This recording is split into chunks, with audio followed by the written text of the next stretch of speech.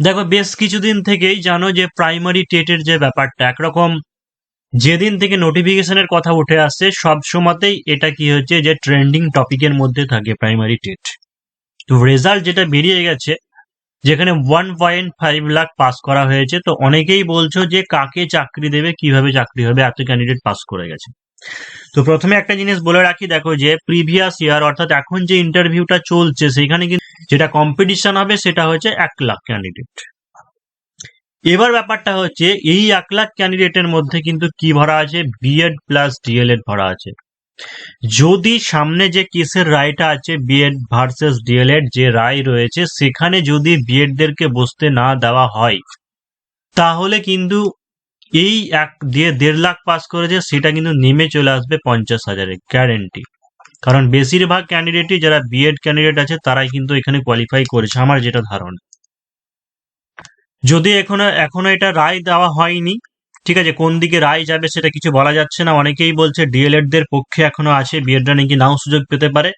তবু আমার মনে হয় যেহেতু হায়ার কোয়ালিফিকেশন ডিগ্রি সেই জন্য হয়তো দিয়ে দিতেও পারে সবাইকে সুযোগ, মনে হয় হয়তো সবাই বুঝতে পারবে। সেই তর্ক বিতর্কে আমি যেতে চাইছি না। এখন আমি বিএড ডিএড সবাই অ্যাপ্লাই করতে পারবে সেই হিসেবেই বাস্তবটাকে তুলে ধরার চেষ্টা করছি যে এতজন ক্যান্ডিডেটের মধ্যেও কারা চাকরি পাবে বা কত নাম্বার বা কত স্কোর থাকলে হতে পারে। তোমরা তো এই জিনিসটা জানো সকলে, এর আগেও আমি অনেকবার বলেছি, তাও আর একবার বলে দিই, অনেকে জিনিসটা বুঝতে পারছে না যে মেরিট যেটা হবে সেটা এইভাবে হবে যে মাধ্যমিকের উপরে 5 নম্বর, এইচএস এর উপর 10 নম্বর, টেটে আছে 5 নম্বর, তোমার ট্রেনিং এ আছে 15 নম্বর, এক্সট্রা কারিকুলারে আছে 5 নম্বর, আর ভাইভা ভয়েসে থাকবে তোমার 10 নম্বর। এই টোটাল হচ্ছে 50-র মধ্যে কি হবে, মেরিট লিস্ট তৈরি করা হবে। এবার দেখো এটার উপরে কেস হয়েছে যে একাডেমিকের দিক থেকে এতটা না বাড়িয়ে, কারণ বিভিন্ন জন বিভিন্ন সালে পাস করেছে সেই অনুযায়ী চেঞ্জ করা উচিত।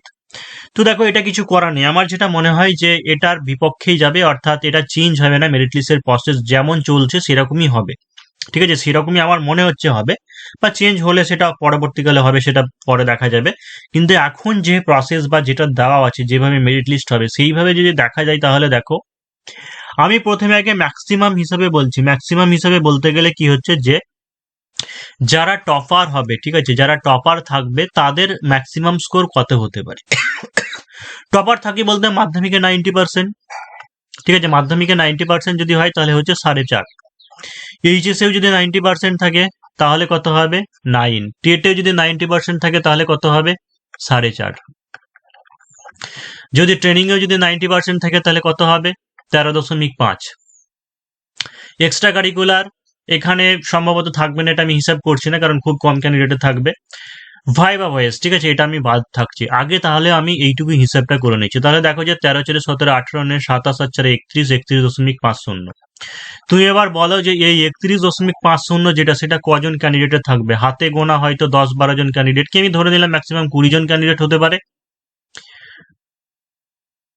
আর এত ভালো যারা ক্যান্ডিডেট তারা প্রাইমারি চাকরির জন্য ওয়েট করে নেই, হয়তো কিছু না কিছু বেশিরভাগ জনেরই হয়ে গিয়ে থাকবে। হ্যাঁ, এবার করোনার কথা ছেড়ে দিলাম, যে 2020 সাল বা হয়েছে তার আগেও যে নতুন যে সিলেবাস এসেছে, ঠিক আছে, সেই অনুযায়ী অনেকেই একটু বেশি নাম্বার পেয়েছে। যেমন আর্টসের ক্যান্ডিডেটরা এখন এইচএসে যেমন এখন প্রচুর নাম্বার পায়, বা হয়তো করোনার আগে অনেকে পেয়ে এসেছে। তার একটা জিনিসও, সেই সমস্ত নতুন যারা নবাগত ক্যান্ডিডেট আছে সেই সমস্ত নতুন ক্যান্ডিডেট গুলো যে টেটেই কোয়ালিফাই করবে তার কি গ্যারেন্টি আছে? কারণ টেটে কোয়ালিফাই করাটা অতটাও সহজ নয়। সহজ যদিও বা আছে, এবার অনেকে পাস করেছে, তবুও কিন্তু অতটাও সহজ নয় যে একদম পরীক্ষায় বসলো আর পাস করে গেল। হ্যাঁ, সেটা অনেকের লাকেও আছে, যেহেতু নেগেটিভ নেই সেই কারণের জন্য আছে, মানে হয়ে যেতেও পারে। এবার আমি একটু প্র্যাকটিক্যালস করে আসছি, ঠিক আছে। এতক্ষণ পর্যন্ত যেটা বললাম যে হাইয়েস্ট যদিও বা হয় তাহলে হলো যে 31.5 এরকম হলো, মানে শুধু একাডেমিক দিক যোগ করে আর কি, টেট এমপি তারপরে এইচএস আর ট্রেনিং এতদূর পর্যন্ত যোগ করে যেটা হলো। তো আমরা একটু প্র্যাকটিক্যালি ভাবার চেষ্টা করি, অর্থাৎ যেটা হতে পারে। তো দেখো যে প্র্যাকটিক্যালি কিন্তু এরকম টিটে বেশিরভাগ যেটা সবার কিন্তু স্কোর যেটা দেখলাম যে 100-র ভেতরে সবার নাম্বার বেশিরভাগ ক্যান্ডিডেট আছে, 100+ কিন্তু খুব কম পেয়েছে।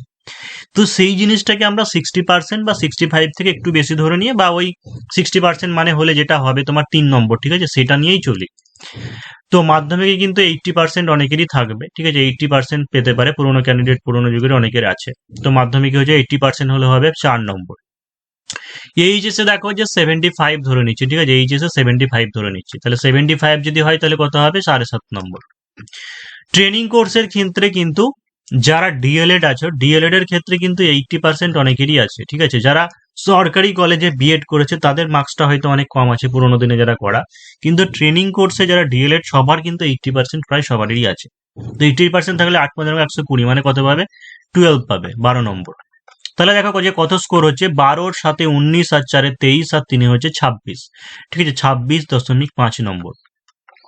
তো আমার যেটা মনে হয় যে বর্তমান পরিপ্রেক্ষিতে, ঠিক আছে, বর্তমানে পরিপ্রেক্ষিতে অর্থাৎ এই যে টেটটা হয়ে গেল, গতকালকে যে রেজাল্টটা বেরিয়ে গেল, তো একজন ইউআর, ঠিক আছে, একজন জেনারেল কাস্ট ইউআর হিসাবে 26.50 যাদের হচ্ছে, ঠিক আছে, এটা তো একদম সেফ জোন। কিন্তু এরকম তো সবার নাম্বার নাও থাকতে পারে, তাই না? ওই যে একটা জিনিস বললাম যে যারা একাডেমিক বা এদিক ভালো আছে তারা হয়তো অনেকে পাস নাও করতে পারে, অনেকে পাস করবে না, এরকমটা হতে পারে। তাহলে সেই হিসাবে আমি যদি আরেকটু কমিয়ে নিই, ঠিক আছে, টেটের নম্বরটা 3 থাকছে, মাধ্যমিকের নাম্বার ধরো একটু কমিয়ে নাও, 70% করো, তাহলে এখানে কত হয়ে যাবে, 3.5 হয়ে যাবে। হয়তো এইচএস এরটা আমি 60% ধরে নিলাম, ঠিক আছে, 60% হলে 6 হয়ে যাবে। ট্রেনিং এর এইটাই থাক, তাহলে 12 6 18 3 21 আর 3 24, 24.5। তো মোটামুটি, ঠিক আছে, ইউআর যারা আছো, ঠিক আছে, ইউআর যারা আছো যে 24.5 বা হচ্ছে 25 নম্বর যারা আছো, ঠিক আছে, 25+ মোটামুটি সেফ জন্য থাকবে বা পাওয়ার চান্স থাকবে। আচ্ছা, একটা জিনিস আমি এখনো পর্যন্ত যে স্কোরটা বলছি সেটা কিন্তু যে যতটুকু পর্যন্ত রেজাল্ট পাওয়া গেছে তার ভিত্তিতে কিন্তু আমি এখনো বলছি যে এরকম, অর্থাৎ এটা সেফ বা আনসেফ এই পুরো ব্যাপারটাই কিন্তু হচ্ছে আনপ্রেডিক্টেবল, ঠিক আছে। আমি বললাম যে এইরকম যাদের আছে তাদের অবশ্যই এবার হচ্ছে যেটা এই ভাইভার যে নাম্বারটা সেটা হচ্ছে একটা অ্যাভারেজ নাম্বার ধরে নিতে হবে, ঠিক আছে। অর্থাৎ টোটাল আমি ইয়ের মধ্যে বলছি,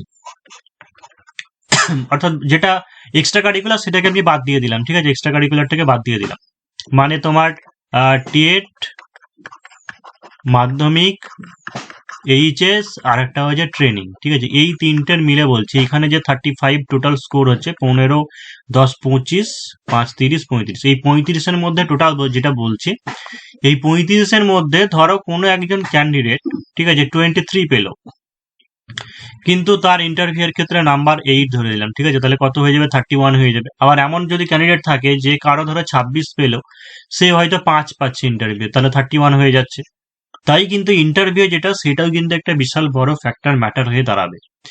এবার অনেকে যারা বলছো যে 9 9.5 10 বা এরকম পেয়েছে, ঠিক আছে, এটা এরা কারা পেয়েছে এটা নিশ্চয়ই আর খুলে বলার দরকার নেই, ঠিক আছে, যে 9 বা 9.5 বা হচ্ছে 10 এই নাম্বারটা মাটিমাল কেস ছাড়া পাবে না, ঠিক আছে, এইটুকু ধরে রাখো। তো যদি এটা এবার মানে আশা করা যায় যে এটা হবে না বা হচ্ছে না হবে না, এরকম যদি আমরা একটা ধরে নিই, তাহলে সেই ক্ষেত্রে ধরতে পারে ম্যাক্সিমাম স্কোর যেটা সেটা হচ্ছে 8, ঠিক আছে। মিনিমাম স্কোর কিন্তু 2 2.5 এরকমও হতে পারে। তবে অ্যাভারেজ সময় একটা, মানে যারা ধরো ভাবছে যে ইন্টারভিউ হয়তো অনেকটা ভালো হবে না, মানে ইন্টারভিউ হয়তো যদি খারাপ হবে এরকম যদি মেনে ধরে নিচ্ছ, তাহলে সেই ক্ষেত্রে ধরো যাদের স্কোর, মানে ইউআর হিসেবে বলছি, ইউআর স্কোর যারা 26 থাকছো, মানে এই দিকে 26, এই 35 এর মধ্যে বলছি, আর ইন্টারভিউ অন্তত যদি 4 নম্বরও পেয়ে যাও, ঠিক আছে, তাহলে 30 নম্বর হয়ে গেল। তো 50-এর মধ্যে এই স্কোরটা আমার যেটা মনে হয় আপাতত ভাবে যে সেটা হচ্ছে মোটামুটি একটা সেফ জোন, ঠিক আছে, চাকরি পাওয়ার জন্য, মানে হতে পারে। এবার যাদের ক্ষেত্রে আরো স্কোর কম আছে, ঠিক আছে, 24 বা 25 এরকম থাকছে, তাদের ক্ষেত্রে ইন্টারভিউ এর ক্ষেত্রে কি পেতে হবে, মোটামুটি 5-6 পেতে হবে, ঠিক আছে। অর্থাৎ ইউআর যেটা মনে হচ্ছে আপাতত ভাবে যে 30 নম্বরে চাকরি পেয়ে যাবে, মানে সম্ভাবনা থাকবে। এবার এই জিনিসটাই যদি যারা বিএড পাস থাকছে, ঠিক আছে, মানে বিএডরা এদেরকে যদি অ্যালাউ না করা হয় তাহলে সেই ক্ষেত্রে আরো অনেক কম হয়ে যেতে পারে। কিন্তু এখন আপাতত আমি পুরোনো যে মেরিট লিস্ট, মানে পুরোনো যে প্রসেসে হবে এবং হচ্ছে বিএডরাও অ্যাপ্লাই করতে পারবে সেই পরিপ্রেক্ষিতে সেই হিসাবেই কিন্তু বললাম। এরকম অনেক ক্যান্ডিডেটের খোঁজ নেওয়া হয়েছে, তোমরা যেমন অনেকে বলছো যে অনেক ক্যান্ডিডেট যারা পেয়েছো যাদের স্কোর সব হয়তো দেখা যাচ্ছে যে 90%ও পেয়েছে, ঠিক আছে, 85% বা 80% পাওয়া আছে একাডেমিক স্কোর। আবার বলছে যে টেটে এত নম্বর পেয়েছে, সেরকম ক্যান্ডিডেট হাতে গোনা থাকবে। আবার এমন ক্যান্ডিডেট আমি দেখেছি যার স্কোর হয়তো 110+, কিন্তু সে রিটেনের মানে তার একাডেমিক স্কোর খুব বাজে, মানে 50%, 60% এরকমও আছে। তো ওভারঅল সবকিছু একটা বিচার করে দেখতে হবে, কম বেশি সবকিছুতেই সবার আছে। আর একটা জিনিস দেখো, যে একাডেমিকের যে পুরো ব্যাপারটা, ঠিক আছে, যে একদম এইচএস, তারপরে মাধ্যমিক, ট্রেনিং, সবকিছুতেই একদম বেস্ট, ঠিক আছে, সবকিছুতেই একদম 80-90 এরকম আছে, এরকম অনেক কিন্তু কমই থাকবে, মানে কম আছে। এমনটা নাও হতে পারে যে সব প্রচুর সমস্ত ক্যান্ডিডেট এরকম পেয়েছে, এরকম নাও হতে পারে। তবে যেটা হওয়ার তো হবে, ঠিক আছে, আমাদের ওয়েট করতে হবে, অপেক্ষা ছাড়া কিছু নেই, অপেক্ষা করা ছাড়া কিছু নেই। তবে আরেকবার জিস্ট করে দিচ্ছি ব্যাপারটা, যে 1.5 লাখ যে ক্যান্ডিডেট, 1.5 লাখের মধ্যে, ঠিক আছে, মোটামুটি 30-35 বাদ দিয়ে দাও, কারণ পুরোনো ক্যান্ডিডেট ওরাও কিন্তু পরীক্ষা দিয়েছে স্কোর বাড়ানোর জন্য, সেটাও হতে পারে। তো মোটামুটি এই পাসটা যেটা হবে সেটা হচ্ছে 1,20,000 মতো হয়তো হবে, ঠিক আছে, যেটা হচ্ছে যে নেট ক্যান্ডিডেট বলতে পারো, মানে অর্থাৎ পুরোনো যারা টেট পাস তারা পাস করেছে, সেই হিসাবে 1,20,000 বলতে পারো। আর এটা যদি তোমার বিএডদেরকে বাদ দিয়ে দেয়, তাহলে নেমে চলে আসবে হয়তো 40-50,000। আর যেটা আরেকবার বলে দিচ্ছি, যে একাডেমিক দিক বা এই সমস্ত দিক ধরে, ঠিক আছে, টোটাল মানে ভাইবা বাদ দিয়ে যারা হচ্ছে ইউআর ক্যান্ডিডেট 25 নম্বর, মানে 25+ থাকছো, তারা সেফ জোনে থাকছো। মানে ওবিসিও হচ্ছে তাই। অন্যান্য ক্যাটাগরি যেমন হচ্ছে ওবিসি এ বা হচ্ছে এসসি, এই সমস্ত ব্যাপার তাদের ক্ষেত্রে হয়তো 2-1 নম্বর কম করে নিতে পারো, মোটামুটি হয়তো 23-24 এরকম ধরে নিতে পারো। এবং তার সঙ্গে যারা 25 পাচ্ছ ইন্টারভিউ, তাহলে তাদেরকে কি পেতে হবে, মোটামুটি 5-6, ঠিক আছে, কম করে 5-6 পেতে হবে। যাদের ক্ষেত্রে একটু স্কোর কম আছে তাদের ক্ষেত্রে একটু বেশি পেতে হবে। এটা মোটামুটি একটা আমার প্রেডিকশন বললাম, ঠিক আছে। তো যাই হোক, যে প্রসেস বা কবে কি চালু হতে পারে, এটা অনেকটাই দেরি হবে, ঠিক আছে, রেজাল্ট তাড়াতাড়ি হয়তো চলে আসতে পারে, কারণ ভোট বা ইলেকশন এই সময় অনেক কিছু ম্যাটার ফ্যাক্টর এখানে কাজ করছে। তবে একটা জিনিস জেনে রাখো, যে একটা পরীক্ষা যদি হয়, ঠিক আছে, তার রিক্রুটমেন্ট অবশ্যই হবে, তবে ওয়েট করতে হবে কম করে 1 বছর। এখন বসে থাকো, ঠিক আছে, 1 ইয়ার ওয়েট করতে হবে, অর্থাৎ এই যে রিক্রুটমেন্ট বা যে ইন্টারভিউটা চলছে, সেই ইন্টারভিউটা পুরোটা কমপ্লিট হবে। তারপরে পর্ষদ বা বিভিন্ন জায়গা থেকে, সোর্স থেকে, মানে যেখান থেকে যে ডিপার্টমেন্ট, সেখান থেকে জানায় যে কোথায় কি ভ্যাকান্সি আছে, সেখানে আগে ভ্যাকান্সি উল্লেখ করবে, ঠিক আছে, সেই ভ্যাকান্সির পরিপ্রেক্ষিতে তারপরে আবার ফর্ম ফিল আপ করতে হবে, যে ইন্টারভিউ প্রসেস শুরু হবে নতুন ক্যান্ডিডেটদের। তো কম করে এখন 1 ইয়ার তোমরা বসে থাকো, অপেক্ষা করো, বা অন্যান্য পরীক্ষার প্রিপারেশন নাও। তবে মোটামুটি ভাবে ভ্যাকান্সি কত থাকতে পারে, খুব জোর হয়তো 10,000 ভ্যাকান্সি থাকবে, তার বেশি নয়, 10 থেকে 11,000 ভ্যাকান্সি থাকবে নতুনদের জন্য।